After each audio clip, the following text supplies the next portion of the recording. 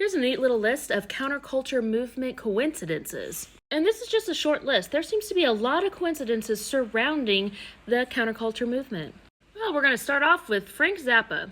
He was a singer, he had a band, he did a whole bunch of different things, but he mainly was just a lead figure in the counterculture movement.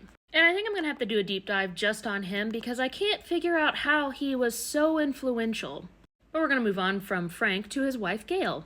Formerly known as Adelaide Sloatman, Gail comes from a long line of career Navy officers. Her father spent his life working on classified nuclear weapons research for the Navy.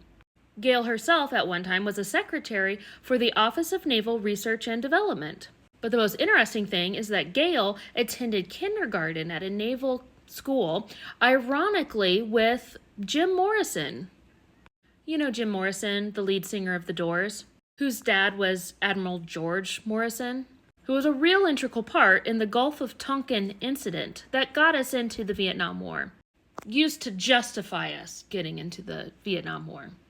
And Jim Morrison's famous classmates did not stop with Gail Zappa. Jim Morrison attended the same high school as Papa John Phillips and Mama Cass Elliott of the Mamas and the Papas. John Phillips' dad was a Marine Corps captain, and his mom claimed to have psychic and telekinetic powers. She also worked for the military. And we're not even going to touch on the allegations associated with John Phillips. Now, this last little coincidence doesn't necessarily connect with these last ones, although I bet if we looked hard enough, we could find a connection. Cass Elliott died in an apartment owned by singer-songwriter Harry Nilsson. He was letting her stay there, and she was 32 years old.